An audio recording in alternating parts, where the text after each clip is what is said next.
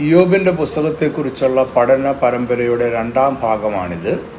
ഒന്നാം ഭാഗം Naphtali tribe TV എന്ന നമ്മുടെ യൂട്യൂബ് ചാനലിൽ ലഭ്യമാണ്. ചാനലിൻ്റെ ലിങ്ക് ഡിസ്ക്രിപ്ഷൻ ബോക്സിൽ കൊടുത്തിട്ടുണ്ട്. ഈ പഠന പരമ്പരയ്ക്ക് 10 ഭാഗങ്ങളുണ്ട്. എല്ലാ ഭാഗങ്ങളും കേൾക്കുവാൻ നിങ്ങൾ ശ്രമിക്കണം എന്ന് ഞാൻ അപേക്ഷിക്കുന്നു. മധ്യപൂർവ്വദേശത്ത് പുരാതന കാലത്ത് ജീവിച്ചിരുന്ന അതിസമ്പന്നനായ ഒരു മനുഷ്യനായിരുന്നു ഇയ്യോബ്. അദ്ദേഹം ഇസ്രായേൽ വംശത്തിൽപ്പെട്ട ഒരു വ്യക്തിയായിരുന്നില്ല. ഇസ്രായേൽ ഒരു പ്രത്യേക വംശമായി രൂപീകരിക്കപ്പെടുന്നതിന് മുമ്പാണ് അദ്ദേഹം ജീവിച്ചിരുന്നത്. വേദപുസ്തകത്തിലെ പ്രധാന വ്യക്തികളിൽ ഒരാളാണ് അദ്ദേഹം. അതിതീവ്രമായ അനർഹമായ കഷ്ടതകളാൽ പരീക്ഷിക്കപ്പെട്ടു എങ്കിലും ദൈവത്തെ തള്ളിപ്പറയാതെ ഈ പരീക്ഷണ ഘട്ടത്തെ അദ്ദേഹം ജയിച്ചു. അങ്ങനെ അദ്ദേഹം അബ്രഹാമിനോടൊപ്പം വിശ്വാസവീരനായി കണക്കാക്കപ്പെടുന്നു. ഇയ്യോബ് 1 മുതൽ 5 വരെയുള്ള വാക്യങ്ങൾ ഈ പുസ്തകത്തിന്റെ ഗ്രന്ഥകർത്താവിന്റെ നേരിട്ടുള്ള വാക്കുകളാണ്. അദ്ദേഹം ഇയ്യോബ് എന്ന പ്രധാന കഥാപാത്രത്തെ പരിചയപ്പെടുത്തുകയാണ്. അതിനുശേഷം അദ്ദേഹം കഥ പറയുന്നതിലേക്ക് പോകുന്നു. 1 വാക്യം ഇയ്യോബിനെ കുറിച്ചുള്ള എഴുത്തുകാരന്റെ അഭിപ്രായമാണ്. ഇയ്യോബ് 1:1. ഊസ് ദേശത്ത് ഇയ്യോബ് എന്നു പേരുള്ള ഒരു പുരുഷനുണ്ടായിരുന്നു. അവൻ നിഷ്കളങ്കനും നേരുള്ളവനും ദൈവഭക്തനും ദോഷം വിട്ടകലുന്നവനും ആയിരുന്നു. അദ്ദേഹത്തിന്റെ വാക്കുകളിലൂടെ ഇയ്യോബ് ആരാണ്, അവനെക്കുറിച്ച് നമ്മൾ എന്തു മനസ്സിലാക്കിയിരിക്കണമെന്ന് എഴുത്തുകാരൻ പറയുന്നു. ഇതൊരു മുന്നറിയിപ്പ് കൂടിയാണ്.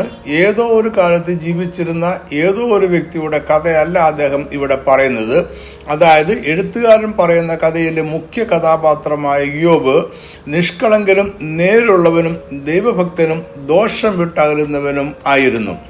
ഇയ്യോബിനെ മറ്റൊരുവനായി കാണുവാൻ ഗ്രന്ഥകർത്താവ് നമ്മളെ അനുവദിക്കുന്നില്ല. മറഞ്ഞിരിക്കുന്നതോ തെളിഞ്ഞിരിക്കുന്നതോ ആയ യാതൊരു പാപവും കഥ ആരംഭിക്കുന്ന വേളയിൽ ഈ കഥയിലെ ഇയ്യോബിന് ഇല്ല. അതിനാൽ ആരും ഈ കഥയിലെ ഇയ്യോബിന്റെ പാപത്തെക്കുറിച്ച് അന്വേഷിക്കേണ്ടതില്ല. പാപിയായ ഒരു ഇയ്യോബിനെയാണ് നിങ്ങൾ അന്വേഷിക്കുന്നതെങ്കിൽ അത് ഈ കഥയിലെ മുഖ്യ കഥാപാത്രമായ ഇയ്യോബ് അല്ല. ഇത് മുൻകൂട്ടി പറഞ്ഞുകൊണ്ടാണ് കഥാകൃത്ത് കഥ ആരംഭിക്കുന്നത്. എന്നാൽ കഥയുടെ മുന്നോട്ടുള്ള ഗതിയിൽ ഇയ്യോബ് പാപം ചെയ്യുന്നുണ്ടോ എന്ന് വായനക്കാർക്ക് പരിശോധിക്കാം. ഇതിനാലാണ് അവനെ പോലെ നിഷ്കളങ്കനും നേരുള്ളവനും ദൈവഭക്തനും ദോഷം വിട്ടാലുന്നവനും ഭൂമിയിൽ ആരും ഇല്ലല്ലോ, അവൻ തന്റെ ഭക്തി മുറുകെ പിടിച്ചുകൊണ്ടിരിക്കുന്നു. ഇതിലൊന്നിലും ഇയ്യോബ് പാപം ചെയ്യുകയോ ദൈവത്തിന് ഭോഷത്വം ആരോപിക്കുകയോ ചെയ്തില്ല. ഇതിൽ ഒന്നിലും ഇയ്യോബ് അധരങ്ങളാൽ പാപം ചെയ്തില്ല. എൻ്റെ ദാസനായ ഇയ്യോബിനെ പോലെ നിങ്ങൾ എന്നെക്കുറിച്ച് വിഹിതമായത് സംസാരിച്ചിട്ടില്ല. എൻ്റെ ദാസനായ ഇയ്യോബിനെ പോലെ നിങ്ങൾ എന്നെക്കുറിച്ച് വിഹിതമായത് സംസാരിച്ചിട്ടില്ലല്ലോ എന്നിങ്ങനെ ആവർത്തിച്ച് രേഖപ്പെടുത്തിയിരിക്കുന്നത്. ഇയ്യോബ് ഈ കഥയിൽ ആദിയോടന്തം നിഷ്കളങ്കനും നേരുള്ളവനും ദൈവഭക്തനും ദോഷം വിട്ടാലുന്നവനുമായി നിൽക്കുന്നു എന്നതിൻ്റെ തെളിവുകൾ ആണിത്. അതായത് കഥയുടെ ആരംഭത്തിൽ എഴുത്തുകാരൻ പറഞ്ഞു ഇയ്യോബ് നിഷ്കളങ്കനും നേരുള്ളവനും ദൈവഭക്തനും ദോഷം വിട്ടകലുന്നവനുമായിരുന്നു. കഥയുടെ മുന്നോട്ടുള്ള ഒഴുക്കിൽ ദൈവം പറഞ്ഞു അവനെ പോലെ നിഷ്കളങ്കനും നേരുള്ളവനും ദൈവഭക്തനും ദോഷം വിട്ടകലുന്നവനും ഭൂമിയിൽ ആരുമില്ലല്ലോ, അവൻ തന്റെ ഭക്തി മുറുകെ പിടിച്ചുകൊണ്ടിരിക്കുന്നു. കഥയുടെ അവസാനം ദൈവം പ്രഖ്യാപിച്ചു, എൻ്റെ ദാസനായ ഇയ്യോബിനെ പോലെ നിങ്ങൾ എന്നെക്കുറിച്ച് വിഹിതമായത് സംസാരിച്ചിട്ടില്ല. കഥയുടെ ആരംഭത്തിനു മുമ്പേ ഇയ്യോബ് നീതിമാനായിരുന്നു. കഥയിൽ ഉടനീളം അവൻ നീതിമാനാണ്. കഥ അവസാനിക്കുമ്പോഴും അവൻ നീതിമാൻ ആണ്. അതായത് വേദപുസ്തകത്തിലെ ഇയ്യോബിന്റെ പുസ്തകം നിഷ്കളങ്കനും നേരുള്ളവനും ദൈവഭക്തനും ദോഷം വിട്ടാലുന്നതിനുമായ ഇയ്യോബ് എന്ന മനുഷ്യന്റെ കഥയാണ്. ഈ ചിന്ത ആദിയോടന്തം നമ്മുടെ മനസ്സിൽ ഉണ്ടായിരിക്കണം. ഇയ്യോബിനെ കുറിച്ചുള്ള ഗ്രന്ഥകർത്താവിന്റെ അഭിപ്രായം മാനുഷികമല്ല. യഹോവയായ ദൈവവും ഇതേ സാക്ഷ്യം ഇയ്യോബിനെ കുറിച്ച് പറയുന്നുണ്ട്. ഇയ്യോബ് 1:8. യഹോവ സാത്താനോട് എൻ്റെ ദാസനായ ഇയ്യോബിന്റെ മേൽ നീ ദൃഷ്ടി വെച്ചുവോ, അവനെ പോലെ നിഷ്കളങ്കനും നേരുള്ളവനും ദൈവഭക്തനും ദോഷം വിട്ടാലുന്നവനും ഭൂമിയിൽ ആരുമില്ലല്ലോ എന്ന് അരുളി ചെയ്തു. അതായത് എഴുത്തുകാരൻ പറയുന്നു അദ്ദേഹത്തിന്റെ കഥ നിഷ്കളങ്കനും നേരുള്ളവനും ദൈവഭക്തനും ദോഷം വിട്ടകലുന്നവനുമായ ഇയ്യോബ് എന്ന മനുഷ്യനെ കുറിച്ചാണ്. ദൈവം പറയുന്നു ഈ കഥയിലെ ഇയ്യോബ് നിഷ്കളങ്കനും നേരുള്ളവനും ദൈവഭക്തനും ദോഷം വിട്ടകലുന്നവനും ആണ്. ഇവിടെ ഇയ്യോബിന്റെ പാപം എന്തായിരുന്നു എന്ന നമ്മുടെ അന്വേഷണത്തെ ആരംഭത്തിൽ തന്നെ എഴുത്തുകാരനും ദൈവവും തള്ളിക്കളയുന്നു. അവന്റെ കഷ്ടതയുടെ കാരണം അവന്റെ തെളിഞ്ഞിരിക്കുന്നതോ മറഞ്ഞിരിക്കുന്നതോ പാപത്തിൽ അല്ല അന്വേഷിക്കേണ്ടത്. കഷ്ടതയുടെ കാരണം കണ്ടെത്തണമെങ്കിൽ അത് ഇയ്യോബിൽ നിന്നല്ല, മറ്റൊരിടത്തു നിന്നും കണ്ടെത്തേണ്ടിയിരിക്കുന്നു. ഇയ്യോബിനെ ഇവിടെ നീതിമാനായ ഒരു മനുഷ്യനായിട്ടാണ് എഴുത്തുകാരനും ദൈവവും അവതരിപ്പിക്കുന്നത്. എന്നാൽ ആദാമ്യ പാപം കൂടാതെ ആരും ഈ ഭൂമിയിൽ ജനിക്കുന്നില്ല എന്ന് നമുക്ക് അറിയാം. യേശുക്രിസ്തു അല്ലാതെ മറ്റൊരു മനുഷ്യനും ആദാമ്യ പാപ പ്രകൃതി കൂടാതെ ജനിച്ചിട്ടില്ല. ഇയ്യോബും ആദാമിന്റെ പിന്തുടർച്ചക്കാരനാണ്. ആദാമിൽ നിന്നും പാപപ്രകൃതി അദ്ദേഹത്തിന്റെ മേലും ഭാര്യയുടെ മേലും തലമുറയുടെ മേലുമുണ്ട്. ഇതിനെക്കുറിച്ച് ഇയ്യോബിന് നല്ലതുപോലെ അറിയാമായിരുന്നു. അതിനാലാണ് അവന്റെ മക്കൾ അവരുടെ ഹൃദയം കൊണ്ട് പാപം ചെയ്ത് കാണുമോ എന്ന് ഇയ്യോബ് ഭയപ്പെട്ടിരുന്നത്. അതിന് പരിഹാരമായി അദ്ദേഹം യാഗങ്ങൾ അർപ്പിക്കുകയും ചെയ്തു. അവന്റെ മക്കൾ വിരുന്ന് നാളുകളിൽ പാപം ചെയ്തു എന്നോ ദൈവത്തെ ഹൃദയം കൊണ്ട് ത്യജിച്ചു എന്നോ ഈ കഥയിൽ പറയുന്നില്ല. എന്നാൽ ആദാമ്യ പാപപ്രകൃതി മനുഷ്യർ എന്ന നിലയിൽ അവരിലും ഉണ്ടായിരുന്നതിനാൽ ഹൃദയ വിചാരത്തിലെങ്കിലും പാപത്തിനുള്ള സാധ്യത ഉണ്ടായേക്കാം എന്ന ചിന്തയാണ് അവർക്കായി യാഗം നടത്തുവാൻ ഇയ്യോബിനെ പ്രേരിപ്പിച്ചത്. യാഗങ്ങൾ അവരുടെ പാപത്തിന് പരിഹാരമായി തീരുകയും ചെയ്തു. ഈ പുസ്തകത്തിൽ പാപത്തെക്കുറിച്ചോ നീതീകരണത്തെക്കുറിച്ചോ ഉള്ള ദൈവശാസ്ത്ര കാഴ്ചപ്പാടുകൾ ചർച്ച ചെയ്യുന്നില്ല. അതിനാൽ ഇതിനെക്കുറിച്ചുള്ള 3 കാര്യങ്ങൾ നമ്മൾ ഇവിടെ ശ്രദ്ധിക്കണം. ഒന്ന്, ഇയ്യോബിന്റെ പുസ്തകത്തിൽ എല്ലാ മനുഷ്യരിലും പകരപ്പെട്ടിരിക്കുന്ന ആദാമ്യ പാപത്തിന്റെ പിന്തുടർച്ച എന്ന വിഷയം ചർച്ച ചെയ്യപ്പെടുന്നില്ല. 2, മനഃപൂർവമോ മനഃപൂർവമല്ലാത്തതോ ആയ പാപങ്ങൾക്ക് യാഗത്തിലൂടെ അവൻ പരിഹാരം കണ്ടെത്തി. ഇത് ദൈവത്തോടുള്ള അവന്റെ ഭയം, ബഹുമാനം, സ്നേഹം എന്നിവയെ കാണിക്കുന്നു. ഈ മനോഭാവവും അതിന്റെ ഫലമായി ഉളവായ പ്രവൃത്തികളുമാണ് അവനെ നിഷ്കളങ്കനും നേരുള്ളവനും ദൈവഭക്തനും ദോഷം വിട്ടകലുന്നവനും ആക്കിയത്. അതിനാൽ അവന്റെ ജീവിതത്തിൽ ഉണ്ടായേക്കാവുന്ന മനഃപൂർവമോ മനഃപൂർവമല്ലാത്തതോ ആയ പാപങ്ങൾ ഇവിടെ ചർച്ചാ വിഷയം അല്ല. 3, വിശ്വാസത്താലുള്ള നീതീകരണം എന്ന ഉപദേശം ഇവിടെ ചർച്ച ചെയ്യപ്പെടുന്നില്ല. ഇയ്യോബിന്റെ നല്ല പ്രവൃത്തികളെ കുറിച്ച് അവൻ തന്നെ വിവരിക്കുന്നത് 29:12 മുതൽ 17 വരെയുള്ള വാക്യങ്ങളിൽ വായിക്കാം. എങ്കിലും ഇയ്യോബിന്റെ നല്ല പ്രവൃത്തികൾ നിമിത്തമാണോ ദൈവകൃപയാലാണോ അവൻ നീതിമാനായത് എന്ന വിഷയം ഇവിടെ ചർച്ച ചെയ്യപ്പെടുന്നില്ല. അവൻ നീതിമാനായി ജീവിച്ചു എന്നതിന്റെ തെളിവായി ഈ വിവരണങ്ങളെ കണ്ടാൽ മതിയാകും. അതായത് നീതിമാന്റെ ഫലം അവന്റെ ജീവിതത്തിൽ ഉണ്ടായിരുന്നു. നമ്മൾക്ക് ശരി എന്ന് തോന്നുന്നത് അനുസരിച്ച് ജീവിക്കുന്നതല്ല, ദൈവത്തിന് ശരി എന്ന് തോന്നുന്നത് അനുസരിച്ച് നമ്മൾ ജീവിക്കുന്നതാണ് നീതിയുടെ ഫലം. ദൈവത്തിന്റെ നീതിയാണ് നമ്മളുടെയും നീതി. അത് ദൈവം എന്തിനെ നീതിയായി കണക്കാക്കുന്നു, അതിനെ നമ്മളും നീതിയായി കണക്കാക്കുന്നതാണ്. ദൈവം അനീതിയായി കാണുന്നതിനെ നമ്മളും അനീതിയായി കാണണം. മനുഷ്യരുടെ ജീവിതത്തിൽ കഷ്ടത എങ്ങനെ ഉണ്ടാകുന്നു? എന്തുകൊണ്ട് നീതിമാന്മാർ കഷ്ടത അനുഭവിക്കുന്നു? ഈ ചോദ്യത്തിനുള്ള സാധാരണയായി നമ്മൾ പറയുകയും കേൾക്കുകയും ചെയ്യുന്ന മറുപടി മനുഷ്യന്റെ കഷ്ടത അവന്റെ പാപത്തിന്റെ പരിണിത ഫലമാണ് എന്നാണ്. ഇത് വേഗം പറയുവാനും നമ്മുടെ ഉത്തരവാദിത്തങ്ങളിൽ നിന്നും ഒഴിയുവാനും നമ്മളെ സഹായിക്കും. ദൈവത്തെ നമ്മൾ ഇവിടെ പഴിചാരുന്നില്ല എന്ന ഒരു നീതിബോധവും ഇതിൽ ഉണ്ട്. പാപം എന്ന കാരണം, അതിന്റെ ഫലമായി ഉണ്ടാകുന്ന കഷ്ടത എന്ന തത്വം മോശയുടെ ന്യായപ്രമാണത്തിൽ ഉൾപ്പെടുത്തിയിട്ടുണ്ട്. ഇതിന്റെ ഉദാഹരണമാണ് ആവർത്തന പുസ്തകം 28-ാം അധ്യായം. ഇവിടെ 1 മുതൽ 14 വരെയുള്ള വാക്യങ്ങളിൽ ഉടമ്പടി അനുസരിച്ചാൽ ഉണ്ടാകുന്ന അനുഗ്രഹവും 15 മുതൽ 68 വരെയുള്ള വാക്യങ്ങളിൽ ഉടമ്പടി ലംഘിച്ചാൽ ഉണ്ടാകുന്ന ശാപവും വിവരിക്കപ്പെടുന്നു. എന്നാൽ ഈ പ്രമാണം ഇയ്യോബിന്റെ ചരിത്രകഥയിൽ പ്രസക്തമല്ല. കാരണം അവൻ മോശയുടെ ന്യായപ്രമാണത്തിന് മുമ്പ് ജീവിച്ചിരുന്നവൻ ആണ്. പാപത്തിന്റെ പരിണിത ഫലമായ കഷ്ടത എന്ന ചിന്ത മോശയുടെ കാലത്തിനു മുമ്പേ മനുഷ്യരുടെ ആരംഭകാലം മുതൽ ഉള്ളതാണ്. കൃത്യമായി പറഞ്ഞാൽ ആദാമും ഹവ്വയും പാപം ചെയ്ത നാൾ മുതൽ പാപം എന്ന കാരണവും കഷ്ടത എന്ന പരിണിത ഫലവും എന്ന തത്വശാസ്ത്രമുണ്ട്. എന്നാൽ പാപത്തിന്റെ പരിണിത ഫലമായ കഷ്ടത എന്ന സിദ്ധാന്തം ഇയ്യോബിന്റെ ജീവിതത്തെ വിശദീകരിക്കുന്നില്ല. പാപത്തിന്റെ പരിണിത ഫലമല്ലാതെയും കഷ്ടത ഉണ്ടാകാം എന്ന സന്ദേശമാണ് ഇയ്യോബിന്റെ ചരിത്രം നമ്മളോട് പറയുന്നത്.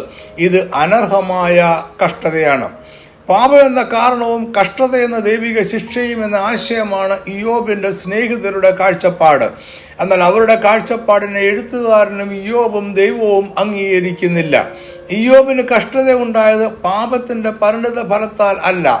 ഇത് പറഞ്ഞുകൊണ്ടാണ് ഈ ചരിത്രം ആരംഭിക്കുന്നത്. അതിനാൽ ഇയ്യോബിന്റെ പാപം എന്തായിരുന്നു എന്ന് നമ്മൾ അന്വേഷിക്കുന്നതിൽ അർത്ഥമില്ല.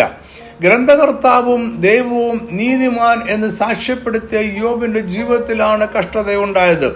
ഇത് ദൈവത്തിന്റെ സർവാധികാരം സകല മനുഷ്യരുടെ മേലും ഉണ്ട് എന്ന സന്ദേശമാണ് നമ്മളോട് പറയുന്നത്. ജീവിതത്തിൽ കഷ്ടത ഉണ്ടായപ്പോൾ ഇയ്യോബ് ആദ്യം പ്രതികരിച്ചത് ഇങ്ങനെയാണ്. ഇയ്യോബ് 1:21. നഗ്നനായി ഞാൻ എൻ്റെ അമ്മയുടെ ഗർഭത്തിൽ നിന്ന് പുറപ്പെട്ടു വന്നു, നഗ്നനായി തന്നെ മടങ്ങിപ്പോകും. യഹോവ തന്നു, യഹോവ എടുത്തു, യഹോവയുടെ നാമം വാഴ്ത്തപ്പെടുമാറാകട്ടെ എന്ന് പറഞ്ഞു. ഇയ്യോബിനെ കുറിച്ച് ചില കാര്യങ്ങൾ കൂടി ഗ്രന്ഥകർത്താവ് പറയുന്നുണ്ട്. ഇത് വായനക്കാർ അറിഞ്ഞിരിക്കേണ്ടുന്ന കാര്യങ്ങളാണ്. അവന് 7 പുത്രന്മാരും 3 പുത്രിമാരും ഉണ്ടായിരുന്നു. 7000 ആടും 3000 ഒട്ടകവും 500 ഏർ കാളയും 500 പെൺകഴുതയുമായ മൃഗസമ്പത്തും ഏറ്റവും വളരെ ദാസീദാസന്മാരും ഉണ്ടായിരുന്നു. അങ്ങനെ അവൻ പൂർവ്വദേശത്ത് എല്ലായിടവും മഹാനായി അറിയപ്പെട്ടിരുന്നു. ഇതെല്ലാം അവന്റെ ഭൗതിക സമ്പത്തിന്റെ വിവരണമാണ്. ഇയ്യോബ് 29:7 മുതൽ 17 വരെയുള്ള വാക്യങ്ങളിൽ നിന്നും അവൻ അവന്റെ പ്രദേശത്തെ ന്യായാധിപന്മാരിൽ ഒരുവനായിരുന്നു എന്ന് മനസ്സിലാക്കാം. 1-ാം അധ്യായത്തിൽ ഇയ്യോബിന്റെ ആത്മീയ ജീവിതത്തെക്കുറിച്ച് ഒരു ലഘു വിവരണമുണ്ട്. അവൻ എത്രമാത്രം ദൈവത്തെ ഭയപ്പെട്ടിരുന്നു എന്ന് നമ്മൾ അറിയുവാനായി ഗ്രന്ഥകർത്താവ് ഒരു സംഭവം വിവരിക്കുന്നു. ഇയ്യോബിന്റെ പുത്രന്മാർ സഹോദരങ്ങൾക്കായി അവരുടെ വീടുകളിൽ വിരുന്ന് ക്രമീകരിക്കുമായിരുന്നു. അതിന് ക്രമീകരിക്കപ്പെട്ട ചില ദിവസങ്ങൾ ഓരോരുത്തർക്കും ഉണ്ടായിരുന്നു. ഓരോരുത്തരുടെ വീടുകളിൽ മാറി മാറിയായിരുന്നു വിരുന്ന് ക്രമീകരിച്ചിരുന്നത്. ഇതിലേക്കായി സഹോദരിമാരെ കൊണ്ട് ക്ഷണിക്കുകയും ചെയ്യുക പതിവായിരുന്നു.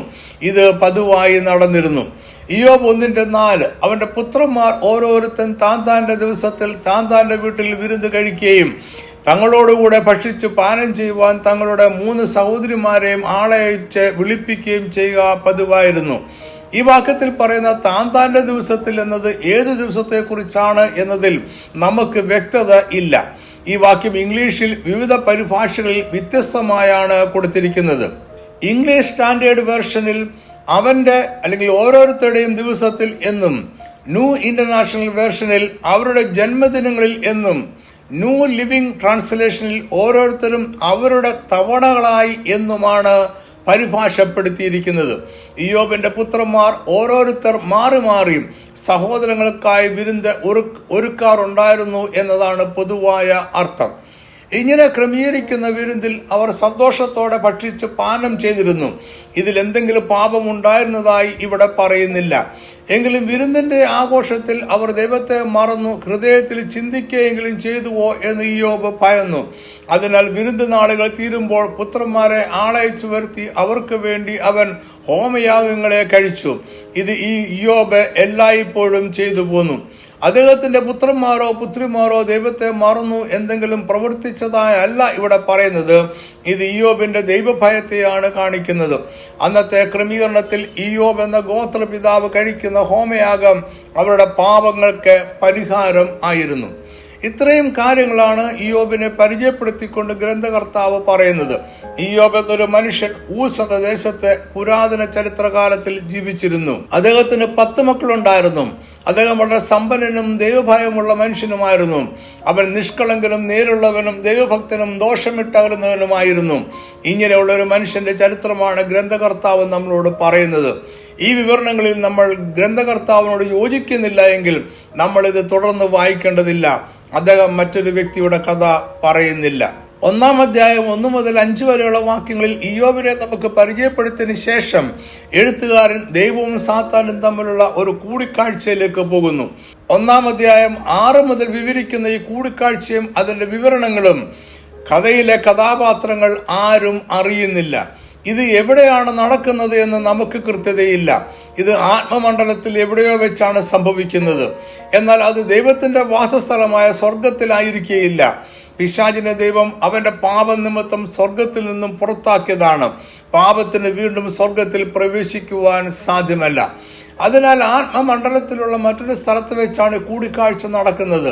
ഇതൊരു പക്ഷേ പിശാചിന്റെ പ്രവർത്തനങ്ങളെ ദൈവം അന്വേഷിക്കുകയും നിയന്ത്രിക്കുകയും ചെയ്യുന്ന വേദി ആയിരിക്കാം. സാത്താൻ ദൈവജനത്തിനെതിരെ ദൈവസന്നിധിയിൽ അപവാദം പറയുന്ന ഇടമായിരിക്കാം. ഈ കണ്ടുമുട്ടലിന്റെ സ്ഥലത്തെക്കുറിച്ച് നമുക്ക് വ്യക്തമായ വിവരം ഇല്ല.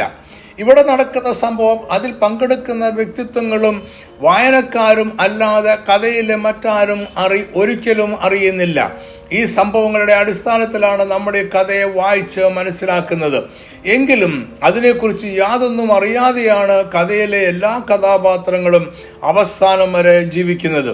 ഇയ്യോബ് 1:6. ഒരു ദിവസം ദൈവപുത്രന്മാർ യഹോവയുടെ സന്നിധിയിൽ നിൽപ്പാൻ ചെന്നു, അവരുടെ കൂട്ടത്തിൽ സാത്താനും ചെന്നു. ഈ സംഭവത്തിൽ ദൈവപുത്രന്മാരുടെ സാന്നിധ്യമുള്ളത് കൊണ്ട് ഈ കൂടിക്കാഴ്ച സ്വർഗത്തിലാകണമെന്നില്ല. ദൈവപുത്രന്മാർ ആരാണ് എന്ന് നമുക്ക് തീർച്ചയില്ല.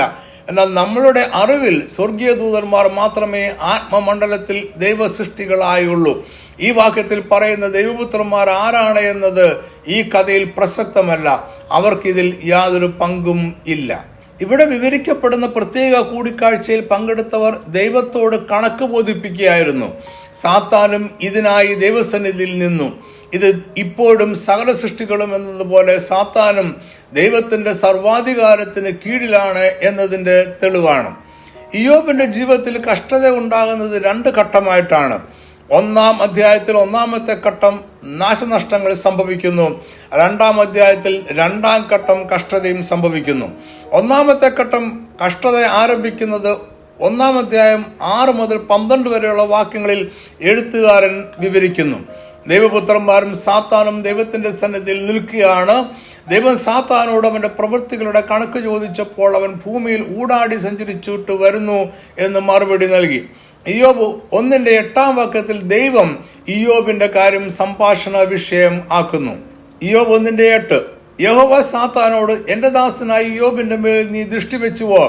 അവനെ പോലെ നിഷ്കളങ്കനും നേരുള്ളവനും ദൈവഭക്തനും ദോഷം വിട്ടകലുന്നവനും ഭൂമിയിൽ ആരും ഇല്ലല്ലോ എന്ന് അരുളി ചെയ്തു. കഥയുടെ ആരംഭത്തിൽ നമ്മൾ പറഞ്ഞതുപോലെ ഇയ്യോബ് നിഷ്കളങ്കനും നേരുള്ളവനും ദൈവഭക്തനും ദോഷം വിട്ടകലുന്നവനുമാണ് എന്നും അവനെ പോലെ ഭൂമിയിൽ ആരും ഇല്ലല്ലോ എന്നും ദൈവവും സാക്ഷി പറയുകയാണ്. ഈ സാക്ഷ്യം പരീക്ഷിക്കപ്പെടുകയും തെളിയിക്കപ്പെടുകയും ചെയ്യുന്നതാണ് ഇനിയുള്ള കഥയുടെ ഇതിവൃത്തം. ഇയ്യോബിന്റെ കാര്യം സംഭാഷണത്തിൽ ആദ്യം പരാമർശിക്കുന്നത് സാത്താനല്ല, ദൈവമാണ് പൊടുന്നനവേ ഇയ്യോബിനെ സംഭാഷണ വിഷയമാക്കുന്നത്. ദൈവം എന്തുകൊണ്ടാണ് ഇയ്യോബിനെ കുറിച്ച് സംസാരിച്ചത് എന്ന് നമുക്ക് അറിഞ്ഞുകൂടാ. സാത്താൻ ഇയ്യോബിന്റെ മേൽ അവനെ ഉപദ്രവിക്കുവാനായി ദൃഷ്ടി വെച്ചുവോ എന്നതാണ് ദൈവത്തിന്റെ ചോദ്യം. ഇയ്യോബ് നിഷ്കളങ്കനും നേരുള്ളവനും ദൈവഭക്തനും ദോഷമിട്ടകലുന്നവനുമാണ് എന്ന് ദൈവം സാക്ഷി പറയുകയും ചെയ്തു. ഇത് ഇയ്യോബിന് നന്മയായില്ല, പകരം കഷ്ടതയുടെ ആരംഭത്തിന്റെ തുടക്കമായി മാറി. ഇയ്യോബിന്റെ വീടിനും അവനുള്ള സകലത്തിനും ചുറ്റും വേലി കെട്ടിയിട്ടില്ലയോ? നീ അവന്റെ പ്രവൃത്തിയെ അനുഗ്രഹിച്ചിരിക്കുന്നു എന്നത് ദൈവം പറഞ്ഞതിനോടുള്ള പിശാചിന്റെ പ്രതികരണമാണ്. ഇതിൽ നിന്ന് പിശാച് അവനെ ഉപദ്രവിക്കുവാൻ ശ്രമിച്ചിട്ടില്ല എന്ന് വ്യക്തമാണ്.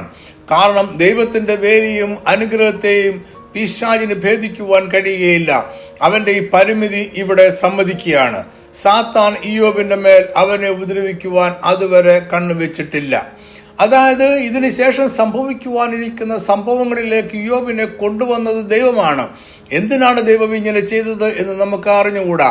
കഥ മൊത്തമായി എടുത്താൽ ദൈവത്തിന്റെ സർവാധികാരത്തിൽ അവന് അതിനുള്ള അധികാരമുണ്ട് എന്ന് മാത്രമേ നമുക്ക് പറയുവാൻ കഴിയൂ.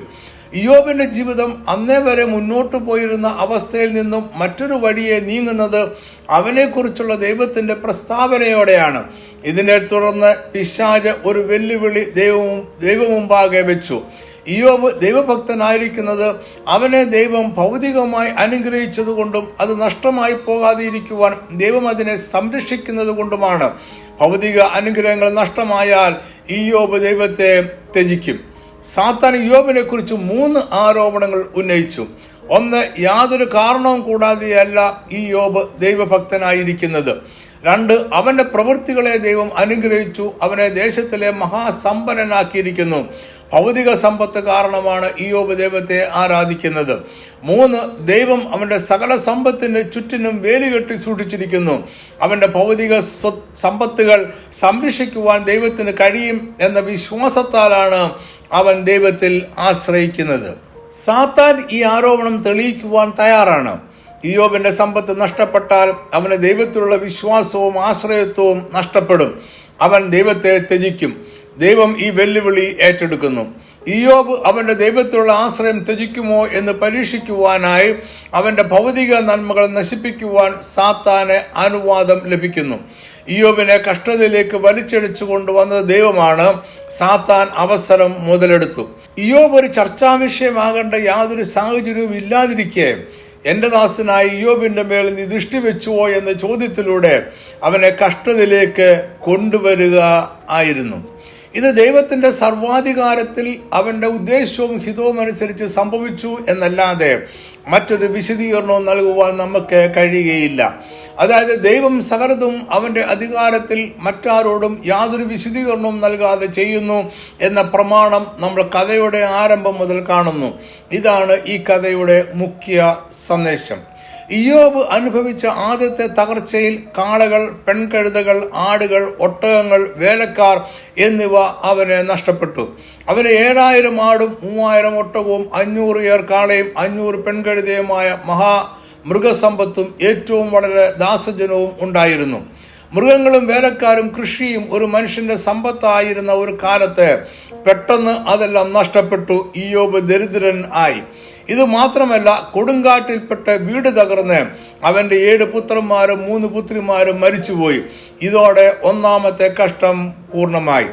ദൈവത്തിനും ഇയ്യോബിനും എതിരായ സാത്താന്റെ വെല്ലുവിളി അതിഗൗരവമായിരുന്നു. ഇയ്യോബിന്റെ പുസ്തകം ഒരു പക്ഷേ വേദപുസ്തകത്തിലെ പുസ്തകങ്ങളിൽ ആദ്യം എഴുതിയ ഗ്രന്ഥമായിരിക്കാം, അല്ലെങ്കിൽ ആദ്യം എഴുതിയ ഗ്രന്ഥങ്ങളിൽ ഒന്നാണ്. ഇത് മോശയ്ക്ക് മുമ്പ് ഒരു കാലത്ത് നടന്ന സംഭവമാണ്. ഈ പശ്ചാത്തലം പിശാചിന്റെ വെല്ലുവിളി മനസ്സിലാക്കുന്നതിൽ പ്രധാനമാണ്. ഇയ്യോബ് സകല മനുഷ്യരുടെയും പ്രതീകമാണ്. അവനെക്കുറിച്ചുള്ള സാത്താന്റെ പരാമർശത്തിലും അവന്റെ ജീവിതത്തിലുള്ള ദൈവിക ഇടപെടലിലും അവൻ സകല മനുഷ്യർക്കും വേണ്ടി നിൽക്കുന്നു.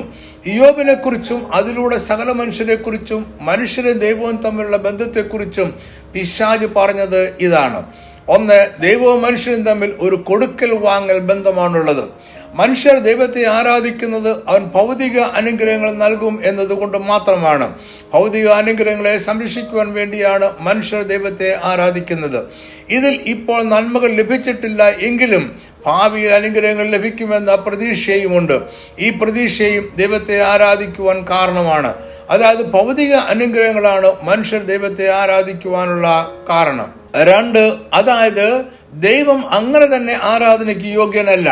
ദൈവം മനുഷ്യന്റെ എല്ലാ സാഹചര്യത്തിലും നന്മയിലും കഷ്ടതയിലും ആരാധിക്കുവാൻ യോഗ്യൻ അല്ല. ഇയ്യോബിന്റെ കഷ്ടത അവന്റെ വിശ്വാസത്തിന്റെ ശോധന ആയിരുന്നുവോ എന്ന ചോദ്യം ഇവിടെ ചർച്ച ചെയ്യേണ്ടതാണ്. യഥാർത്ഥത്തിൽ ഇയ്യോബിന്റെ കഷ്ടത അവന്റെ ദൈവത്തിലുള്ള വിശ്വാസത്തിന്റെ ശോധനയായിരുന്നില്ല. ഇയ്യോബിന്റെ വിശ്വാസം ശക്തമാണോ ബലഹീനമാണോ എന്ന് പരീക്ഷിക്കപ്പെടുന്നില്ല. അബ്രഹാമിനെ ദൈവം പരീക്ഷിച്ചിൽ നിന്നും വിഭിന്നമായാണ് ഇയ്യോബിന് കഷ്ടതയുണ്ടായത്. അബ്രഹാമിന്റെ വിശ്വാസം പരീക്ഷിക്കപ്പെട്ടതുപോലെ ഇയ്യോബിന്റെ വിശ്വാസം പരീക്ഷിക്കപ്പെട്ടിട്ടില്ല. പിശാച് ഇയ്യോബിന്റെ വിശ്വാസത്തെ ചോദ്യം ചെയ്തില്ല. ഇയ്യോബിന് ദൈവത്തിൽ വിശ്വാസമില്ല എന്ന് പിശാച് പറഞ്ഞില്ല. ദൈവം അവന്റെ വിശ്വാസത്തെ പരിശോധിക്കുവാൻ പിശാചിന് അനുവാദം കൊടുത്തില്ല.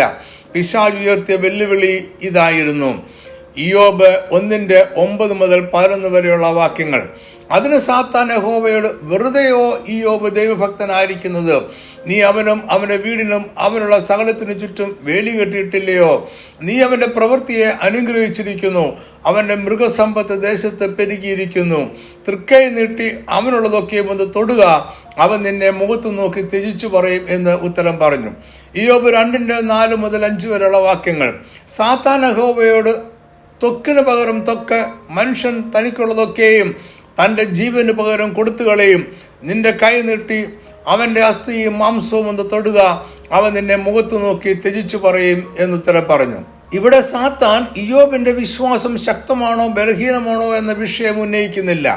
സാത്താന്റെ ആരോപണങ്ങൾ ഇതെല്ലാമാണ്. ഇയ്യോബ് ദൈവത്തെ ആരാധിക്കുന്നത് ദൈവം അവന് നൽകിയിരിക്കുന്ന ഭൗതിക അനുഗ്രഹങ്ങൾ കാരണമാണ്. കൂടുതൽ അനുഗ്രഹങ്ങൾ ലഭിക്കുവാനും ഉള്ളത് സംരക്ഷിക്കപ്പെടുവാനുമാണ് ഇയ്യോബ് ദൈവത്തെ ആരാധിക്കുന്നത്. ഇയ്യോബിന്റെ ഭൗതിക നന്മകൾ നഷ്ടപ്പെട്ടാൽ അത് നൽകുവാൻ കഴിയാത്ത, അത് സംരക്ഷിക്കുവാൻ കഴിയാത്ത ദൈവത്തെ അവൻ തള്ളിപ്പറയും. ഇതായിരുന്നു സാത്താന്റെ വെല്ലുവിളി. ഇതിന്റെ അടിസ്ഥാനത്തിലാണ് ഇയ്യോബിന്റെ ജീവിതത്തിൽ ശോധന ഉണ്ടായത്. ഇയ്യോബിന് ദൈവത്തിൽ വിശ്വാസമുണ്ടോ ഇല്ലയോ എന്നതല്ല പരീക്ഷിക്കപ്പെട്ടത്. അവന്റെ വിശ്വാസത്തിന്റെ കാരണവും ലക്ഷ്യവുമാണ് ശോധന ചെയ്യപ്പെട്ടത്. അതായത് ഇയ്യോബ് അന്ത്യത്തോളം ദൈവത്തിലുള്ള വിശ്വാസം മുറുകെ പിടിച്ചു. ഇത് പരീക്ഷയെ ജയിക്കുവാൻ അവനെ സഹായിച്ചു. എന്നാൽ പരീക്ഷിക്കപ്പെട്ടത് അവന്റെ വിശ്വാസമല്ല, ഭൗതിക നന്മകളോടുള്ള അവന്റെ മനോഭാവമാണ്. ജയിച്ചത് ഭൗതികതയോടുള്ള അവന്റെ വേർപാടാണ്. അവൻ ഭൗതിക നന്മകളുമായി ബന്ധിക്കപ്പെട്ടിരുന്നവനായിരുന്നില്ല. അതിനാൽ ഇയ്യോബ് പറഞ്ഞു, ഇയ്യോബ് 1:21, നഗ്നനായി ഞാൻ എൻ്റെ അമ്മയുടെ ഗർഭത്തിൽ നിന്ന് പുറപ്പെട്ടു വന്നു, നഗ്നനായി തന്നെ മടങ്ങിപ്പോകും. യഹോവ തന്നു, യഹോവ എടുത്തു, യഹോവയുടെ നാമം വാഴ്ത്തപ്പെടുമാറാകട്ടെ എന്ന് പറഞ്ഞു. ഭൗതിക നന്മകൾ അനുഭവിച്ചുകൊണ്ട് ജീവിച്ചപ്പോൾ ഇയ്യോബ് അതുമായി കെട്ടപ്പെട്ടവനായിരുന്നില്ല. അതിനാൽ അത് നഷ്ടപ്പെട്ടപ്പോൾ ദൈവത്തിലുള്ള അവന്റെ വിശ്വാസം നഷ്ടമായില്ല. അവൻ ദൈവത്തെ തള്ളിപ്പറഞ്ഞില്ല. അവൻ ദൈവത്തെ ആരാധിച്ചിരുന്നത് ഭൗതിക അനുഗ്രഹങ്ങൾക്ക് വേണ്ടി ആയിരുന്നില്ല. ഇയ്യോബിനെ കുറിച്ചുള്ള ദൈവത്തിന്റെ സാക്ഷ്യത്തിൽ അവൻ ദൈവത്തെ ആരാധിക്കുന്നതും നിഷ്കളങ്കനും നേരുള്ളവനും ദൈവഭക്തനും ദോഷമിട്ടകലുന്നവനുമായി ഭൂമിയിൽ ജീവിക്കുന്നതും അവന്റെ ഭൗതിക അനുഗ്രഹങ്ങളുമായി യാതൊരു ബന്ധവും പറയുന്നില്ല. ദൈവം ഇയ്യോബിന് നൽകിയിട്ടുള്ള ഭൗതിക അനുഗ്രഹങ്ങളെ കുറിച്ച് ദൈവം യാതൊന്നും പറയുന്നില്ല. എന്നാൽ പിശാചിന്റെ ആരോപണത്തിൽ പറയുന്നു, ഇയ്യോബ് ദൈവത്തെ ആരാധിക്കുന്നതും അവൻ നീതിയോടെ ജീവിക്കുന്നതും അവന് ഭൗതിക നന്മകൾ ലഭിക്കുന്നത് കൊണ്ടും അത് സംരക്ഷിക്കപ്പെടുന്നത് കൊണ്ടുമാണ്. ഇവിടെ ആരോപണം ഉന്നയിക്കുന്നത് പിശാചാണ് എന്നതിനാൽ അത് തെളിയിക്കുവാനുള്ള ബാധ്യത പിശാചിനാണ് ഉള്ളത്. അത് തെളിയിക്കുവാൻ അവൻ തയ്യാറാണ്. എന്നാൽ ദൈവം ഇയ്യോബിന് ചുറ്റിനും വേലികെട്ടി സംരക്ഷിച്ചിരിക്കുകയാണ്. ഇത് അവന്റെ ആരോപണങ്ങൾ തെളിയിക്കുവാൻ തടസ്സമാണ്. ഇയ്യോബിന് ചുറ്റിനുമുള്ള വേലി ദൈവത്തിന്റെ സർവാധികാരത്തെയും പിശാചിന്റെ പരിമിതിയെയും കാണിക്കുന്നു. പിശാചിന്റെ തത്വത്തിൽ ഇയ്യോബിന്റെ ജീവിതത്തിൽ കഷ്ടത വരുത്തുവാൻ കഴിയുമെങ്കിലും അതിനുള്ള സർവാധികാരമില്ല. എല്ലാം എപ്പോഴും ദൈവത്തിന്റെ സർവാധികാരത്തിന് കീഴിൽ ആയിരിക്കുന്നു. ദൈവത്തിന് ആരുടെയും മുന്നിൽ ഒന്നും തെളിയിക്കേണ്ടുന്ന കാര്യമില്ല. അവൻ ഇയ്യോബിനെ കുറിച്ച് പറഞ്ഞത് തെളിയിക്കേണ്ടുന്ന കാര്യം ദൈവത്തിനില്ല. കാരണം അവൻ പറയുന്നത് എപ്പോഴും ഊവ് എന്നത് ഊവ് എന്നും ഇല്ല എന്നത് ഇല്ല എന്നുമായിരിക്കും. ദൈവത്തിന് മറ്റാരുടെയും പിന്തുണയോ പ്രതിരോധമോ ആവശ്യമില്ല. എങ്കിലും ഇവിടെ ദൈവത്തിന്റെ ഇയ്യോബിനെ കുറിച്ചുള്ള സാക്ഷ്യത്തെ പിശാച് ചോദ്യം ചെയ്യുകയാണ്. ദൈവത്തിന്റെ സാക്ഷ്യം സത്യവും കൃത്യവുമല്ല എന്നാണ് പിശാചിന്റെ ആരോപണം. അതിനാൽ ഇയ്യോബിനെ കുറിച്ചുള്ള ദൈവത്തിന്റെ സാക്ഷ്യം സത്യമാണ് എന്ന് വരേണ്ടതിന് അതിൽ പിശകുണ്ട് എന്ന് തെളിയിക്കുവാനുള്ള സ്വാതന്ത്ര്യം ദൈവം പിശാചിന് നൽകി. ഇവിടെ ഒരു ചോദ്യം ഉയരുന്നു. പിശാച് ആരോപിച്ചതിന് വിപരീതമായി ഭൗതിക നന്മകൾ ഉള്ളതിനാൽ അല്ല ഇയ്യോബ് ദൈവത്തെ ആരാധിക്കുന്നത് എന്ന് ദൈവത്തിന് എങ്ങനെ നിശ്ചയമായി അറിയുവാൻ കഴിഞ്ഞു? അതോ ദൈവം അന്നേ വരെയുള്ള ഇയ്യോബിന്റെ നീതിയെക്കുറിച്ചാണോ പറഞ്ഞത്? കഠിനമായ കഷ്ടതകൾ ഉണ്ടായാലും ഇയ്യോബ് ഒരിക്കലും ദൈവത്തെ തള്ളിപ്പറയുകയില്ല എന്ന് ദൈവത്തിന് ഉറപ്പ് ഉണ്ടായിരുന്നുവോ? ഇതിന്റെ മറുപടിയായി ഒരു തെറ്റായ വിശദീകരണത്തിൽ നമ്മൾ എത്തിച്ചേരാറുണ്ട്. അതായത് ഇയ്യോബ് ദൈവത്തെ തള്ളിപ്പറയുകയില്ല എന്ന് ദൈവത്തിന് മുൻകൂട്ടി അറിയാമായിരുന്നു. ദൈവം സർവജ്ഞാനിയാണ്, അവന് യാതൊന്നും മറഞ്ഞിരിക്കുന്നില്ല. അവന്റെ മുന്നിൽ ഭൂതകാലവും വർത്തമാനകാലവും ഭാവികാലവും ഒരുപോലെ തുറന്നിരിക്കുന്നു. അതിനാൽ ദൈവം ഭാവിയിലേക്ക് നോക്കി ഇയ്യോബിന്റെ ജീവിതത്തിൽ കഷ്ടത ഉണ്ടാകുന്നതും അതിനോട് ബന്ധപ്പെട്ട എല്ലാ കാര്യങ്ങളും നോക്കിക്കണ്ട് അവൻ ദൈവത്തെ തള്ളിപ്പറയാതിരിക്കുന്നതും കണ്ടു. ഇതിന്റെ അടിസ്ഥാനത്തിൽ ഇയ്യോബ് ദൈവത്തെ തള്ളിപ്പറയുകയില്ല എന്ന് ദൈവം മനസ്സിലാക്കി. അതിനാൽ ദൈവം ഇയ്യോബിന്റെ മേൽ കഷ്ടത വരുത്തുവാൻ പിശാചിനെ അനുവദിച്ചു. ഇതൊരു തെറ്റായ വികലമായ വ്യാഖ്യാനമാണ്. ക്രൈസ്തവ അടിസ്ഥാന ഉപദേശങ്ങളോട് ചേർന്ന് നിൽക്കുന്ന വ്യാഖ്യാനം അല്ല. നിശ്ചയമായും ദൈവം സർവജ്ഞാനിയാണ്. എന്നാൽ ഭാവിയിലേക്ക് നോക്കി ഒരു മനുഷ്യൻ എന്ത് ചെയ്യും എന്ത് ചെയ്യില്ല എന്ന് മനസ്സിലാക്കി തീരുമാനങ്ങൾ എടുക്കുന്നതല്ല ദൈവത്തിന്റെ രീതി. ഈ രീതിയിലുള്ള പ്രവർത്തനത്തിൽ ദൈവത്തിന്റെ സർവാധിപത്യത്തിന് ഇടമില്ല. ഭാവിയിൽ എന്തെല്ലാം സംഭവിക്കുമെന്ന് അറിയാവുന്നവരെല്ലാം സർവ അധികാരികൾ അല്ല. ഭാവി മുൻകൂട്ടി മനസ്സിലാക്കി കാര്യങ്ങളെ തീരുമാനിക്കുന്നത് സർവാധികാരത്തിന്റെ പ്രയോഗം അല്ല. അതായത് സർവാധികാരം എന്നാൽ സംഭവങ്ങളെ മുന്നമേ കണ്ടുകൊണ്ട് കാര്യങ്ങൾ തീരുമാനിക്കുന്നതല്ല. സകലതും ക്രമീകരിക്കുന്നതും സംഭവിക്കുമാറാക്കുന്നതും അതിൻ്റെ ആഴവും വ്യാപ്തിയും നിയന്ത്രിക്കുന്നതും ദൈവമാണ്. ഇത് ഭാവിയിലേക്ക് നോക്കി സംഭവിക്കുവാനിരിക്കുന്നവ മുന്നമേ അറിഞ്ഞുകൊണ്ട് കാര്യങ്ങൾ തീരുമാനിക്കുന്നതല്ല. സർവാധികാരത്താൽ ഭാവി തീരുമാനിക്കപ്പെടുന്നതാണ്. മനുഷ്യന്റെ ജീവിതം എന്തായിരിക്കണം, എങ്ങനെയായിരിക്കണം എന്നെല്ലാം ദൈവത്തിന്റെ തിരുഹിതത്തിനൊത്തവണ്ണം അവൻ തീരുമാനിക്കുന്നതാണ്. അതാണ് അവന്റെ സർവാധികാരം. ദൈവത്തിന്റെ സർവജ്ഞാനം അവന് മുൻകൂട്ടി തീരുമാനങ്ങൾ എടുക്കുവാനുള്ള അറിവല്ല, അതെന്റെ സ്വഭാവ സവിശേഷതകളിൽ ഒന്നാണ് എന്ന് മാത്രം. ഒന്നും ദൈവത്തിനും അറിഞ്ഞിരിക്കുന്നില്ല, കാരണം അവൻ സമയബന്ധിതനല്ല. അവന് ഭൂതവും വർത്തമാനവും ഭാവിയുമില്ല, അവനെല്ലാം വർത്തമാന കാലമാണ്. സകല മനുഷ്യർക്കും എന്ന പോലെ ഇയ്യോബിനും സ്വതന്ത്ര ഇച്ഛാശക്തിയുണ്ട്. അവന് നന്മയോ തിന്മയോ തിരഞ്ഞെടുക്കുവാനുള്ള സ്വാതന്ത്ര്യമുണ്ട്. സ്വർഗീയ ദൂതന്മാരെ പോലെ നന്മയോട് ചേർന്ന് നിൽക്കുവാനും വീണുപോയ ദൂതന്മാരെ പോലെ തിന്മയോട് ചേരുവാനുമുള്ള സ്വാതന്ത്ര്യം എല്ലാ മനുഷ്യർക്കുമുണ്ട്. ആദാം, ഹവ്വ എന്നിവരെ പോലെ തിന്മയോട് ചേരുവാനും യേശുക്രിസ്തുവിനെ പോലെ തിന്മയെ തള്ളിക്കളയുവാനും അവന് സ്വാതന്ത്ര്യം ഉണ്ട്. അങ്ങനെയാണെങ്കിൽ ഇയ്യോബ് നീതിമാനാണ് എന്ന് അരുളിച്ചത് ദൈവം അവനെ പിശാചിന്റെ കയ്യിൽ ഏൽപ്പിക്കുമ്പോൾ അവൻ പറഞ്ഞതിന് എതിരായി സംഭവിക്കുവാനുള്ള സാധ്യത ഉണ്ടായിരുന്നില്ലേ? ഇവിടെ ദൈവം ഒരു അപകട സാധ്യത ഏറ്റെടുക്കുകയായിരുന്നുവോ? ഈ ചോദ്യത്തിനുള്ള ഉത്തരം ദൈവം ഒരു അപകട സാധ്യത ഏറ്റെടുക്കുകയായിരുന്നില്ല എന്നതാണ്. സകലതും അവന്റെ സർവാധികാരത്തിന് കീഴിലാണ്. ഇതിനെക്കുറിച്ച് ഈ പഠനത്തിൽ ഇയ്യോബിന്റെ വിശ്വാസം എന്ന ശീർഷകത്തിൽ വിശദമായി ചർച്ച ചെയ്യുന്നുണ്ട്. പിശാചിന്റെ വെല്ലുവിളിയിലേക്ക് നമുക്ക് തിരികെ പോകാം. യഥാർത്ഥത്തിൽ സാത്താൻ വെല്ലുവിളിച്ചത് ഇയ്യോബിന്റെ വിശ്വാസത്തെയല്ല, മനുഷ്യന്റെ എല്ലാ സാഹചര്യങ്ങളിലും ദൈവം ആരാധന യോഗ്യനാണോ എന്നതാണ് വെല്ലുവിളിയുടെ സാരം. മനുഷ്യരുടെ നന്മയുടെ സാഹചര്യത്തിലും തിന്മയുടെ നാളുകളിലും അവനെ ആരാധിക്കുവാൻ തക്കവണ്ണം ദൈവം യോഗ്യനാണോ? അതേ എന്ന് ദൈവത്തിന് ഉറപ്പുണ്ട്, എങ്കിലും അല്ല എന്ന് തെളിയിക്കുവാനുള്ള അവസരം പിശാചിന് ലഭിക്കുന്നു. ഇതാണ് ഇയ്യോബിന്റെ കഷ്ടതയുടെ കാരണം. പിശാചിന്റെ വെല്ലുവിളി ഇയ്യോബിനെതിരെയല്ല, ദൈവത്തിനെതിരെയാണ്. ആരാധനയ്ക്കുള്ള ദൈവത്തിന്റെ യോഗ്യതയ്ക്കെതിരായ വെല്ലുവിളിയാണ്. ഈ വെല്ലുവിളിയിൽ പങ്കാളിയാകുകയും സാത്താനെ തോൽപ്പിക്കുകയും ചെയ്യുക എന്നത് ഇയ്യോബിന് ലഭിച്ച വിശേഷ ഭാഗ്യമോ വിശേഷ അവകാശമോ ആണ്.